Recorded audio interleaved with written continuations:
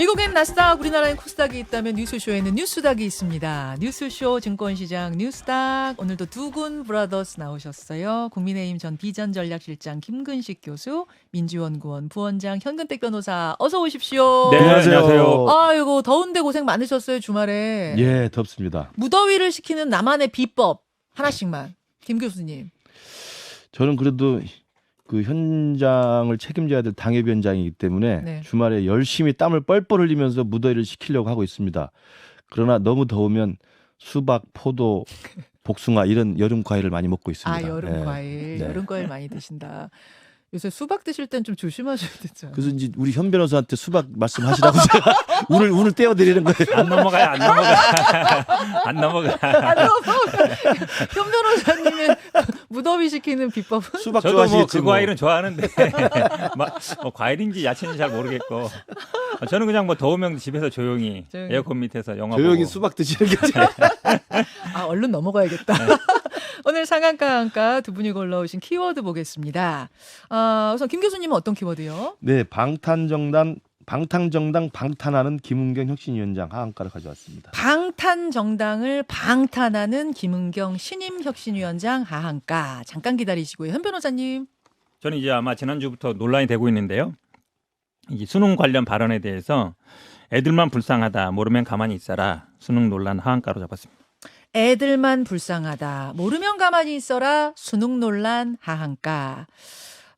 시간이 오늘 지금 많지 않아서 제가 이제 분량을 조금 나눠서 중간에 이제 끊을 수도 있다는 점 미리 네. 고지드리면서 방탄정당 방탄 말이 어려워요 정말.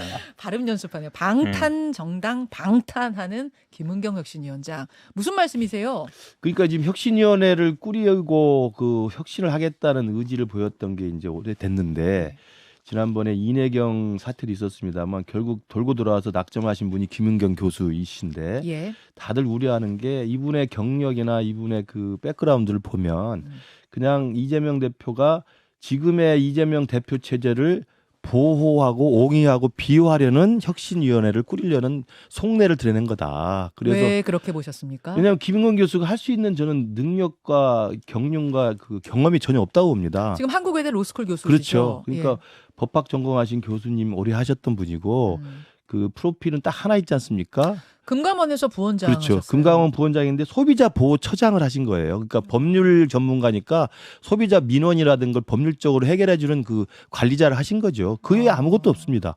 근데 지금 더 잘 아시지만 민주당이 복잡 다단한 내부 사태, 예. 친명, 비명, 친낙 뭐 그리고 그 과거부터 친노, 친문에 이르기까지 엄청난 그 백그라운드 스토리가 있잖아요. 예. 이런 내용에 대해서 과연 얼마나 알고 계실지. 다시 말하면 한 가지만 예를 들면 지금 뭐 이제 이야기 하잖아요. 지금 형 변호사도 주장하지만 대의원제 폐지하자 이런 이야기를 많이 해요. 혁신은 그거다 이야기하는 사람도 있고 아니다. 네. 혁신은 사법 리스크부터 해체하는 게 혁신이다 이렇게 이야기하는데 네.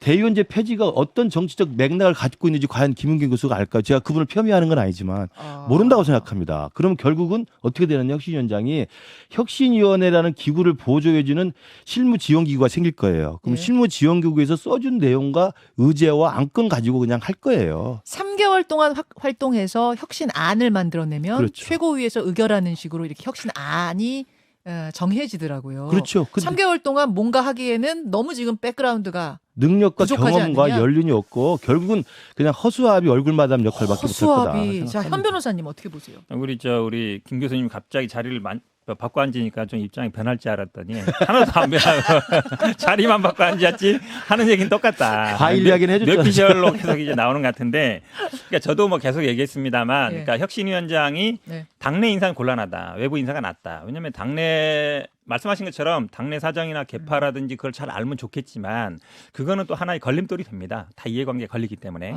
그다음에 두 번째는 현실 정치에 참여 안 할 사람이 좋다. 출마하거나 이런 사람 이해관계가 있으니까. 근데 그 두 가지 요건은 맞는 거예요. 말씀하신 것처럼 뭐 대의원제 이게 사실은 대의원제도 계속 폐지라 그러는데 국민의힘도 대의원제 있거든요. 네. 1인 1표. 너무 쉬워요. 1인 1표 하자 이러면 되는데 그걸 이제 폐지라고 얘기하고 있습니다만 그다음에 이 돈봉투 문제에 관련해서 발언이 조금 이제 오해 소진이 있는 것 같아요. 자, 그러니까 주말 사이의 발언이었어요. 뭐냐면은 김은경 위원장이 경향신문과의 전화 통화에서 돈봉투 사건이 검찰에 의해 만들어졌을 수도 있겠다는 생각이 든다. 요 발언을 한 게 주말 사이에 좀 파장이 있었거든요, 변호사님. 그다음에 이제 자료 보고 판단하겠다라는 자료 보고 말씀이 있을 판단하겠다. 거예요. 예, 예. 근데 이게 뭐 없는 사건을 만들었다 이런 의미는 아닌 것 같고요. 저도 이제 방송에서 계속 얘기했습니다만 이 처음에 수사가 나오는 게 조금 이상했죠. 어쨌든 언론에 그 녹음 파일이 알려지면서 알려진 거거든요. 근데 그 다음에 그러면 이제 수사가 빨리빨리 진행됐으면 좋겠는데 이게 수사가 좀 지지부진해요. 그 송영길 대표도 뭐 빨리 다 불러달라라고 하고 있는데 안 부르고 있고. 네. 그래서 저희들이 보기에는 이거를 그냥 제가 보기에는 이게 간단한 사건이거든요. 돈을 만들었다는 사람이 있고, 네. 그다음에 줬는지 안 줬는지 모르겠지만 줬다는 사람, 그다음에 녹음 파일이 있기 때문에 맞냐 안 맞냐. 맞다 그러면 예를 들어서 뭐 기소하면 되고, 안 맞다 그러면 뭐 증거를 보강해서 기소하면 되는 거거든요. 예, 예. 그럼 뭐 숫자가 20명이라는 것도 뭐 한동훈 장관이 밝혔고, 그럼 수사가 빨리 끝나야 되는데 안 끝나고 있어요. 왜 안 끝난다고 보시는 저는 거예요? 이거를 총선까지 끌고 가려는 의도라고 봐요. 한 명씩 소환하고, 그러니까 왜냐면 생각해 보세요. 처음에 막 정광석화처럼 막 수사할 것처럼 막 했잖아요. 예. 근데 지금 별 소식이 없어요. 일부러 질질 끈다고 보시는 저는 그렇게 거예요? 봐요. 그래서 그리고 김은경 위원장이 말한 만들어진 기획된 것일 수 이게 있다는데 정치적인 그럼 의도가 동의하세요? 좀 있다고 보는 거예요. 그러니까 결국은 만약에 일반적인 수사라 그러면 예. 신속하게 끝나는 게 목적이거든요. 수사라는 건 항상 신속성, 예. 기밀성이 되게 중요합니다. 근데 이게 지금 나온 지가 벌써 몇 달이에요.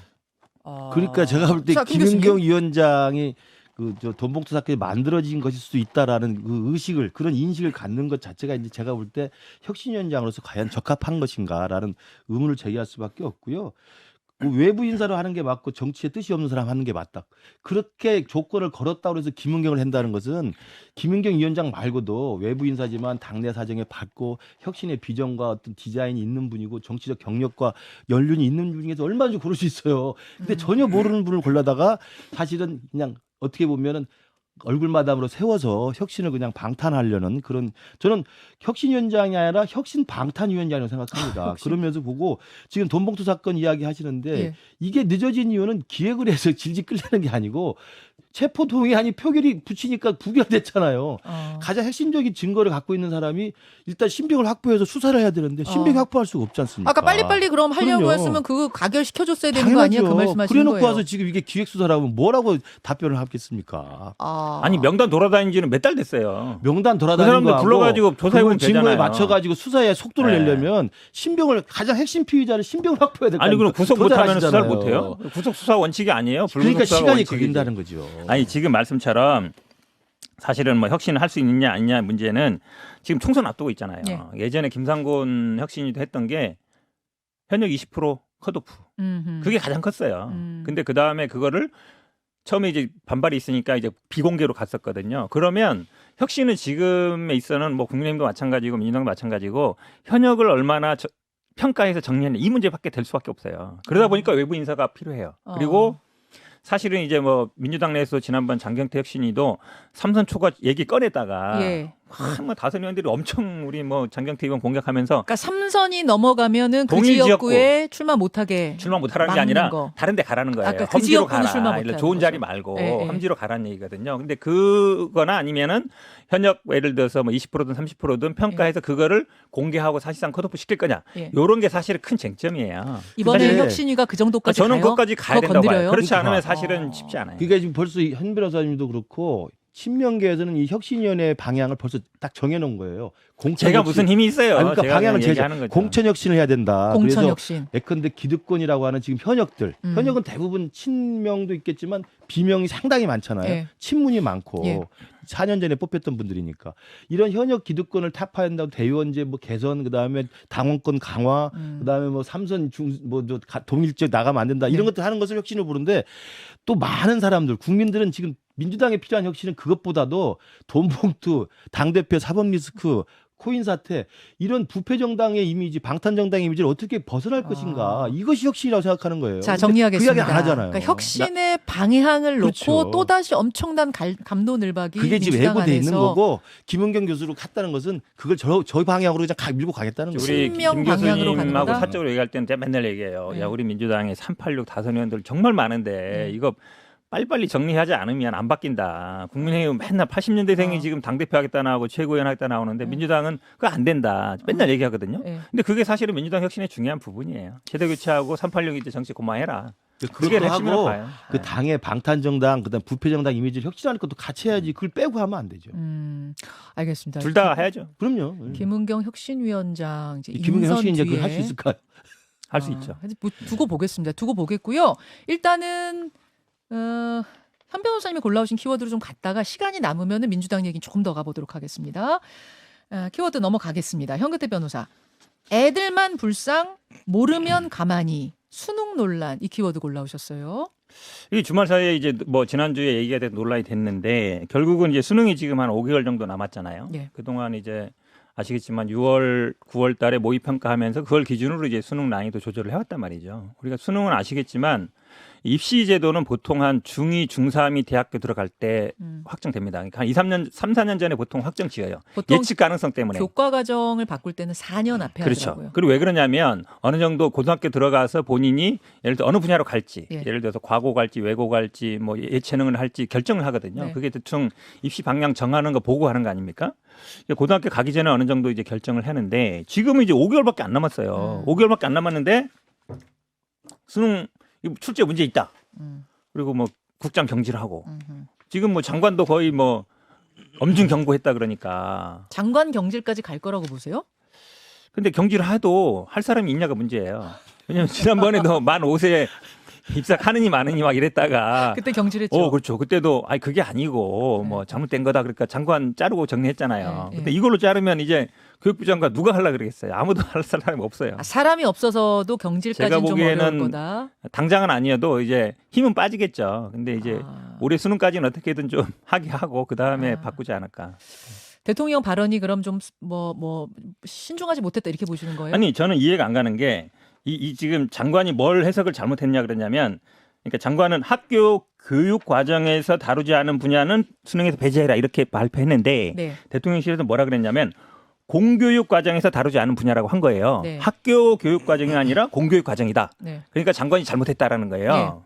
괜히 우리가 장관이 알기에- 말 잘못해서 혼란을 줬다. 근데 우리가 알기에 학교는 공교육이고 학원은 사교육이잖아요. 예.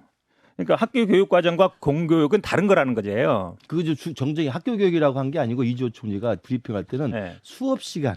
학교 수업만 열심히 하면 수업이라고 풀 수 그랬어요. 있게 그러니까 좀 출제해라. 요거 아니, 하고 그렇죠. 학교 수업 공교육 시간하고 과정에서 벗어난 그렇죠. 분야는 네. 출제하지 네. 말아라고. 근데 언뜻 들으면 그게 그러니까 그거 아니에요? 제가 봐도 뭐 현 변호사님이 이 키워드를 가져왔지만 지난 주말에 보면 우리 지금 윤석열 정부가 그 부처하고 대통령실과의 이 정책 조율이 좀 매끄럽게 되지 못한 거 분명히 있는 것 같아요. 그래서 이 부분을 좀 반성을 해야 된다고 생각하고 이게 지금 처음 있는 일이 아니잖아요. 말씀하신 것처럼 만 5세 입학도 그랬고 지난번은 노동정책과 69시간도 마찬가지고 그러니까 정책을 이렇게 개혁시켜 보겠다는 그 개혁의 방향을 핵심적으로 잡아서 국민들한테 홍보를 해야 되는데 그 개혁의 방향을 설명하지 못하고 굉장히 논란의 여지가 있는 단어를 캐치프레이즈 꺼내가지고 하면서 혼란이 자초된 거거든요. 그러니까 이제 민주당에서 어떤 논평이 나왔냐면 강선우 대변인 논평이 화제였어요. 한번 네. 좀 잠깐 들어볼까요?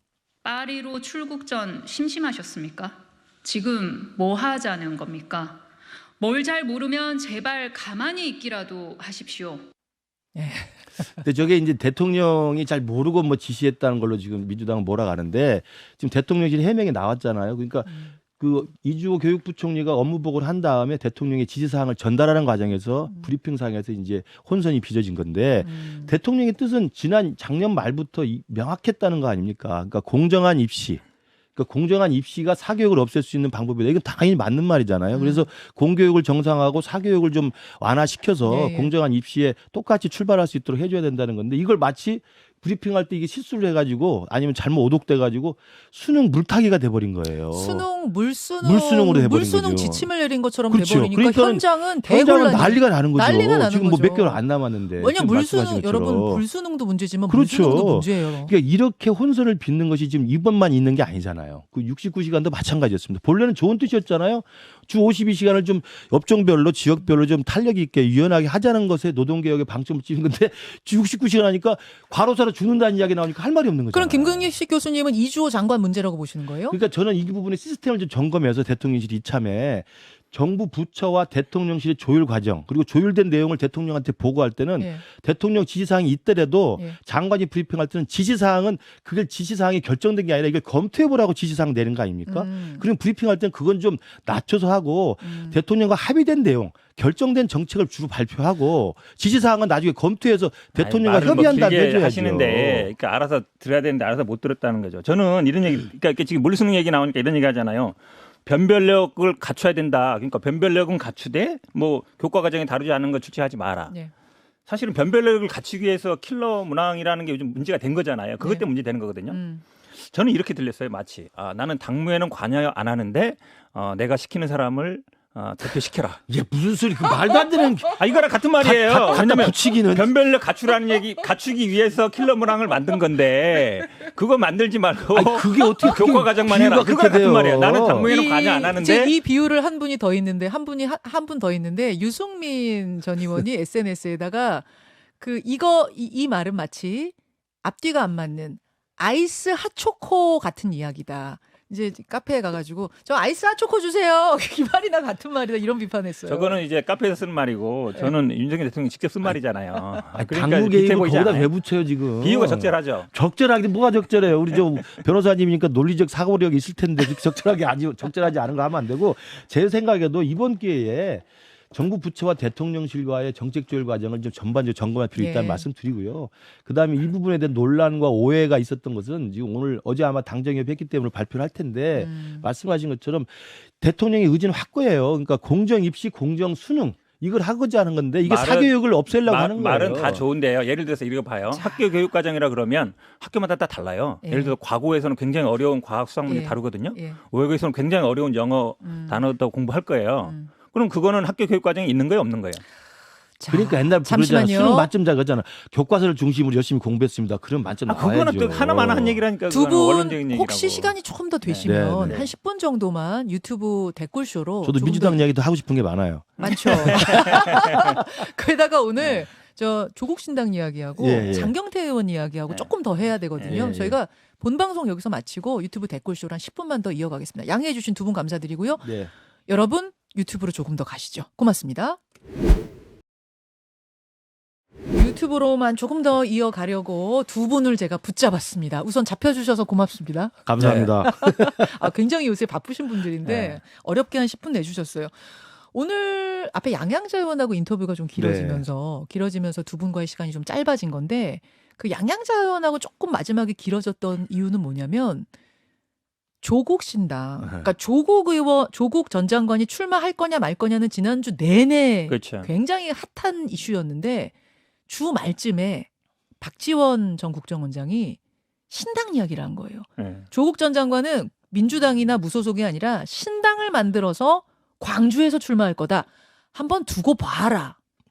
한번 두고 봐라까지 나오니까 아니 국정원장 출신이시니까 이분이 정보가 굉장히 빠삭하신 분일 텐데 두고 봐라까지 나오니까 야 이거 뭐가 있는 거야 진짜? 아니 근데 박지원 전 원장님은 이미 이제 언론에도 계속 나오시고 그랬지만 처음에는 조금 영향가 있을 것 같아서 기사도 많이 써주시고 했잖아요. 요즘은 기사 잘 안 받아요. 그러니까 두고 봐라 하면 두고 볼 거 하나도 없습니다. 아 그래요?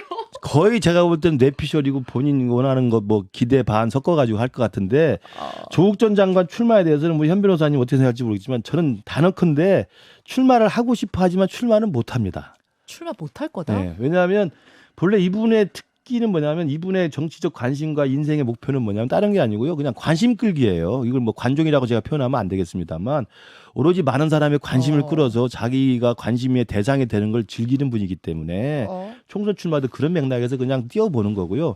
그러나 이제 민주당에서 꽃가마 태워가지고 뭐 관악 갑이나 준다 그러면 좋다고 가겠죠. 거기는 뭐 코 안 풀어도 되는 데니까. 그러나 그렇지 않고 본인이 정말 열심히 노력과 시간과 돈을 예. 투자하고 사람을 투자해서 신당을 만드는 거 예.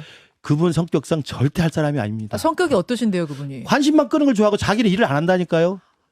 저희들처럼 제가 말씀드린 현 변호사 지금 성남 중원 가서 고생하죠. 저 송파병에서 열일 고생하죠. 예. 이분은 자기 손에 그런 거 고생하는 거 안 묻히는 사람이에요. 그냥 꽃가마 태워지면 올라가서 하는 거고. 한마디만 할까요? 2015년에 김상곤 혁신위원회 갔을 때 예. 입당한 적도 없어요. 민주당 입당 당 적이 없는 사람이에요. 조국 전 장관이 없습니다. 입당을 한 번도 안 했던가요? 교수로서 그냥 임명직만 즐기는. 제가 볼 때 정말 질 나쁜 사람이라고 저는 개인적으로 입당했으면 생각합니다. 아마 뭐 당내 인사라고 막 비난했을 것 같은데. 아니죠. 아니 근데 저는 사실 저도 그냥 그 출마 얘기했을 때 뭐 출마는 자유다 하지만 관악이라든지 이런 좀 쉬운 데는 아니고 차라리 부산 가는 게 어떠냐 이제 이런 의견을 지난번에도 그러셨죠. 제시했었는데 근데 박지원 원장이 결국은 이제 길 없는 길 여기에서 아마 해석을 한 것 같아요. 길 없는 길을 걷겠습니다라고 조국 장관이 그렇죠. 그 앞에 올린 길은 거. 이제 정당 민주당 얘기하는 것 같고 예, 예. 뒤에 길은 이제 본인의 나름대로 길을 찾겠다는 것 같은데 아. 근데 이제 형식은 이럴 수는 있죠. 그러니까 예전에 우리가 민주당에서도 뭐 열린민주당이라고 있었거든요. 있었죠. 당내에서 약간 조금 더 강성인 분들이 만든 이제 비례 정당이었는데 그런 형식이 될 수는 있을 것 같고 근데 광주라는 의미는 이제 좀 크다고 봐요. 예를 들어서 광주를 한다 그러면 왜 예, 그러냐면 예. 민주당의 대선 후보들이 항상 그리는 플랜이 예. 호남에서의 압도적인 지지, 예. 그다음에 영남 출신. 그렇죠. 이분들 부산 출신이잖아요. 맞네요. 호남에서 지지를 받고 영남에서 출신이니까 나중에 어느 정도 좀 지지를 받을 수 있다. 요게 기본적으로 민주당 대선 후보들의 기본 이제 전략이죠. 플랜인데 예. 사실은 조국 장관이 국회의원 한다 그러면 이분이 뭐 국회의원만 하겠다라고 생각은 안 할 거 아니에요. 아, 그건 당연한 거 아니에요? 대선 꿈꾼다. 대선 생각 염두에 두겠죠. 그렇다 어. 그러면 예를 들어서 박지원 원장이 한 얘기도 예. 약간 그런 면에서 보면 예. 가능성이 없지는 않을 수 있다라고 봐요. 근데 이제 그 가능성은 현 변호사님이나 박지원 원장처럼 정치 구력이 있거나 예. 정치를 스스로 자기가 열심히 노력해서 예. 쟁취하고 자기가 이렇게 따오고 획득하려는 사람은 그런 생각을 해볼 수 있어요. 예. 뭐 그렇게 하면 열린민주당식으로 뭐 비례 의석 조금 한두 개라도 받아보려면 열심히 하면 되겠죠. 양양자 의원도 지금 거친 길을 가기 위해서 지금 신당 창당 작업을 하는 네. 거 아닙니까? 근데 제가 그냥 지켜보는 조국 전 장관 성정이나 스타일은 그런 스타일이 아니라는 거예요. 그러니까 이제 자기 옛날, 손에다가 옛날이고 지금은 열심히 노력하고 네, 자기 네. 뭐 힘들여가지고 한 사람이 아니라는 거죠. 그러니까 왜 그럴 만한 사실은 배짱도 예를 없고. 들어서 민주당 입장에서는 부담스러우니까 본인도 생각할 거예요. 내가 민주당 입당 만약에 노크를 했을 때 받아줄 거냐. 근데 그 논란은 피하고 싶을 것 같고 그냥 자기의 개인적인 능력으로 그냥 무소속이 됐든 아니면 다른 형태가 됐든 제3당 형태가 됐을 때 평가를 받을 수 있는 게 그래도 아마 호남이 조금 더 나지 않겠냐라고 생각할 수 있을 것 같아요. 서울 지역에서는 예를 들어서 민주당 간판이 아니면 이제 당대당으로 붙게 돼 있거든요. 그렇죠. 개인기로 돌파하기 힘들어요. 힘들어요. 예, 그런 면에서 본다 그러면 고민의 지점이 좀 그럴 수 있다고 보여요. 그럴 수도 네. 있다. 그래서 대선까지도 염두에 둘 수 염두에 있는. 둔 포석으로서의 광주 출마. 근데 이제 뭐 부산 출신의 광주 출마. 대선까지 염두에 두고 뭐 광주에서 무소속이든 신당이든 나간다 해도 거기서 당선이 된다 해도 결국은 2심 판결 나고 대법 판결 나면 감옥 가요. 그러니까 길 없는 길은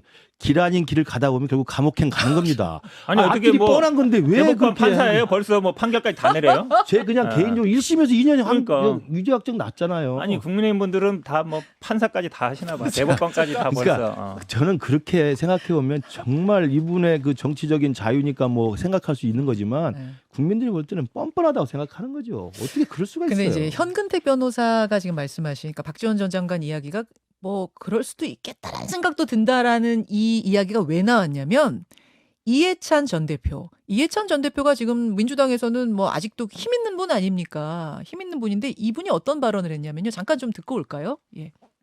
본인 잘못도 아니고 딸이 장학금 받아도 김영란법 위반이래요. 그게 말이 되는 소리예요? 저도 서울대학교 나왔지만 진짜 동창회에서 명분 빼라고 하고 싶어요. 저게 지금 그제 한 발언인가요? 저 시점이 언제예요? 그제죠. 예. 이해찬 전 대표가 조국 전 장관을 서울대가 면직한 거에 대해서 강하게 비판을 했어요. 굉장히 강한 비판.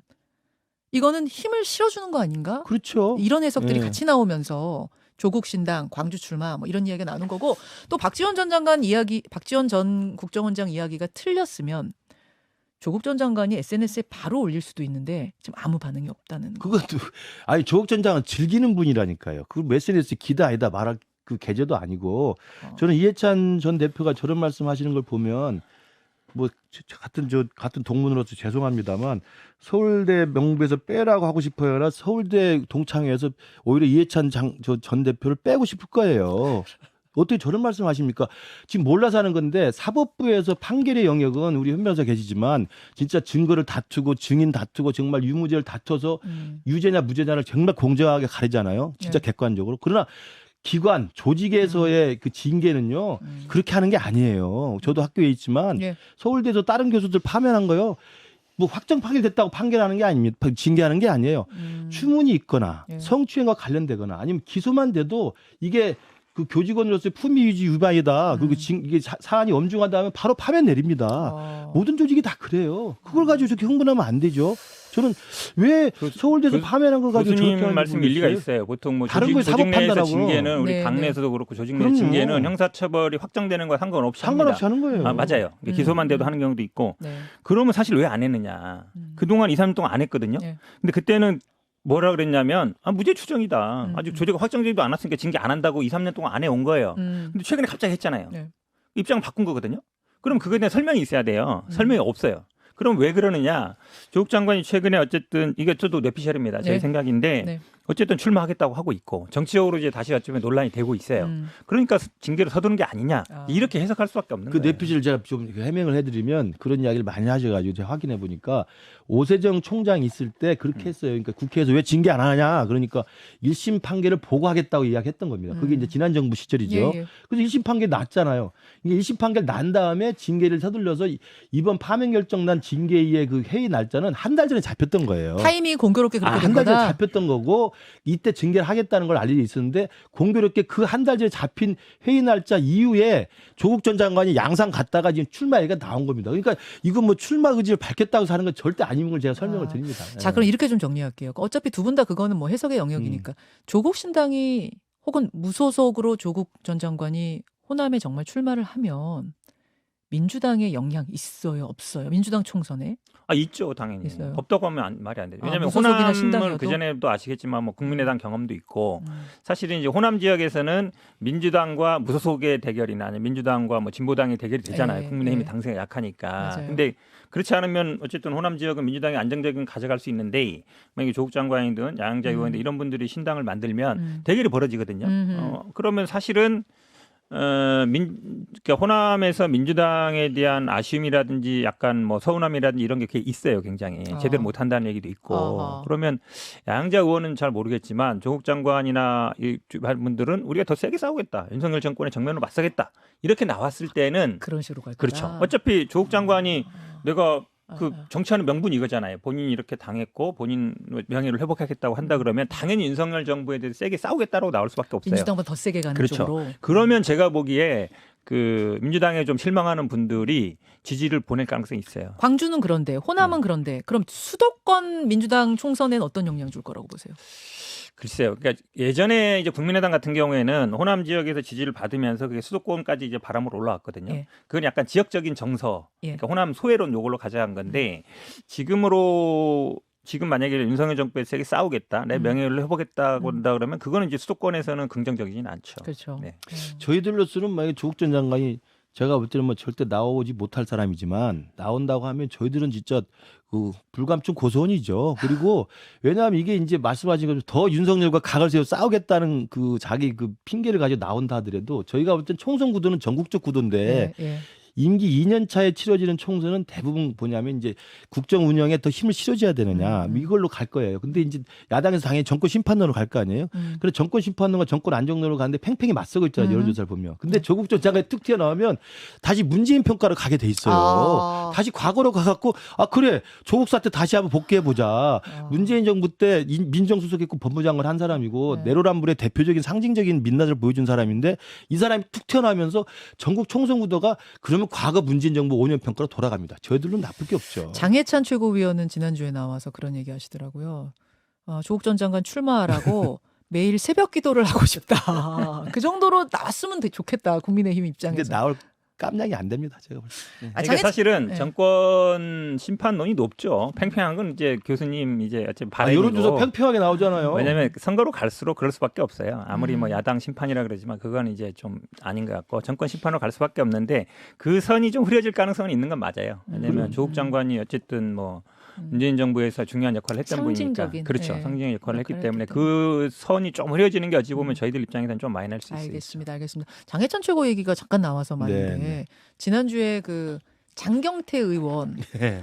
그 화면 좀 잠깐 주실 수 있어요. 어제 장경태 의원이 많이 억울했었는지 그 쓰러지기까지의 과정 전체를 공개했다 그러더라고요. 그러니까 딱 쓰러지는 그 장면만 말고 그 전에 발표하면서 이렇게 막 흔들리는 것까지 다 장경태 의원이 국회에서 뭔가 발표하다가 쓰러지고 나서 장해찬 국민의힘 최고위원이 무릎 보호대, 그 무릎 보호대가 음모론만은 아닐 수 있다 하면서 직접 차고 최고위원회에서 시연을 하고 이렇게 앉은 양반다리 하는 모습, 이게 또 꽤 논란이 됐어요. 장경태 의원이 또 폐륜 논쟁이 붙고 막 이랬단 말입니다.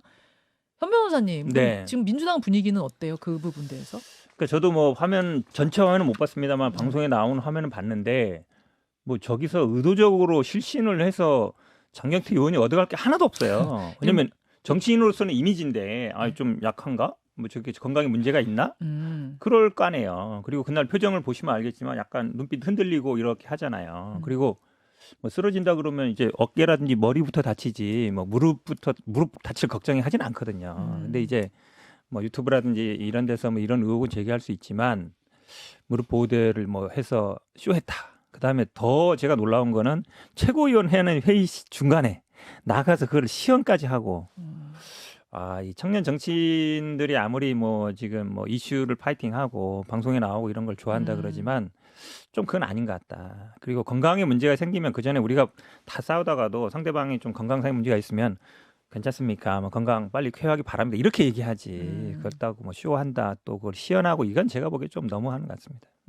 저도 그 부분은 최근에 이제 우리 당의 뭐 황보승 의원 이야기도 그렇고 이번에 장해찬 또 장경태 두 최고위원의 이제 설전도 그렇고 전체적으로 정치의 품격이라고 할까요? 정치가 이제 지켜야 될 선 같은 면에서는 조금 더 이렇게 희화화되는 그런 느낌이 있어서 좀 자괴감이 들긴 합니다.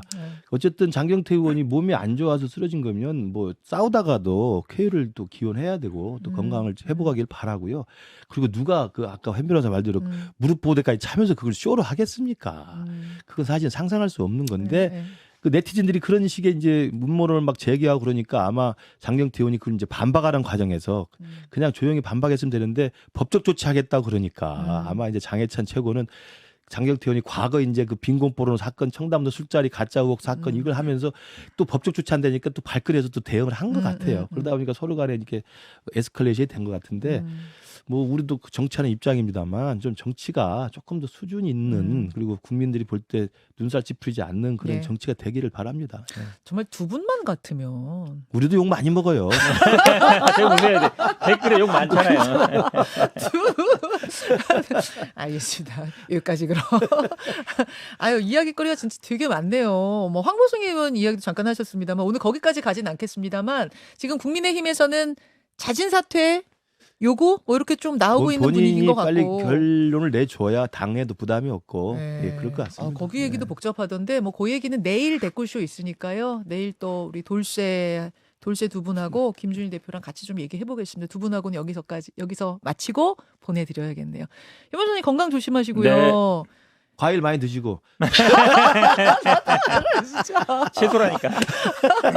김 교수님도 건강 예, 조심하시고요. 저 얼굴 많이 탔어요. 많이 타셨네요. 예. 두 분 다 많이 타셨네요, 진짜. 네, 전 밖에서 서명운동반이라고. 완전 새까맣게 타셨어요. 예, 아유 뭐 지역 일정이 많습니다. 아이고 열사병 조심하셔야 됩니다. 네. 여러분 저도 같이 인사드릴게요. 내일 아침 7시 20분 다시 뵙죠. 고맙습니다. 감사합니다. 고맙습니다.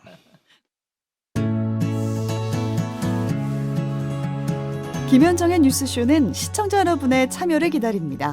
구독과 좋아요, 댓글 잊지 않으셨죠? 알림 설정을 해두시면 평일 아침 7시 20분 실시간 라이브도 참여하실 수 있습니다.